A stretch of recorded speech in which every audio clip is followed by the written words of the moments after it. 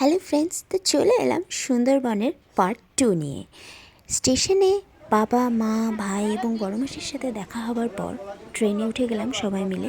এবং আমার বাবা মা ভাই এবং সাথে আমার মাসি এরা সবাই নিয়ে এসেছিল টিফিন, ব্রেকফাস্ট আইটেম, পাউরুটি, ডিম, কলা, মিষ্টি, সমস্তটা আমরা ট্রেনে বসে সবাই মিলে খেলাম। খাওয়া দাওয়া করে আমরা ক্যানিংয়ের উদ্দেশ্যে রওনা দিলাম। নেমে গেলাম ক্যানিংয়ে নামার পর সেখানে আমাদের জন্য অলরেডি গাড়ি ওয়েট করছিল, সেটা তোমরা ভিডিওতে সামনে দেখতেই পাবে।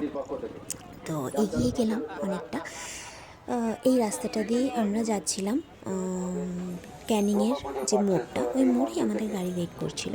তো সেখানে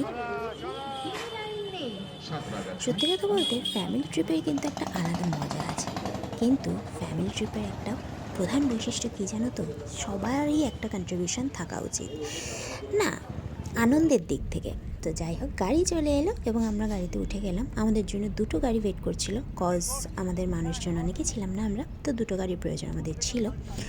তো এগিয়ে গেলাম আমরা ঘাটের দিকে, সেখানে আমাদের জন্য লঞ্চ ওয়েট করছিল এবং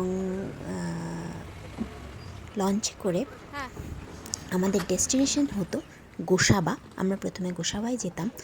হ্যাঁ, একটু উল্লেখ করি, এই যে মানুষটাকে দেখছেন তিনটে ব্যাগ নিয়ে, ইনি আমার বাবা। আমার শ্বশুর শাশুড়ি এবং আমার ননদ যাতে আরামে যেতে পারেন, তাই তাদের ব্যাগগুলো তিনি নিজের কাঁধে বহন করছেন। কারণ এই যে বললাম, আমার মা বাবা ইজ দ্য বেস্ট, সবার খেয়াল রাখার জন্য তারা সবার প্রথমে থাকেন। তো যাই হোক, এইবার আমরা চলে গেলাম, ওখানে ওয়েট করছিল আমাদের লঞ্চ, দেখতেই পাচ্ছ তোমরা। এগুলো সব লঞ্চে তোলা হলো এবং আমরা চলে গেলাম গোসাবার দিকে। তো নেক্সট ভিডিও খুব তাড়াতাড়ি আসছে, সেখানে তোমরা জানতে পারবে পুলিশ লঞ্চ এবং পুলিশ গাড়ি কেন।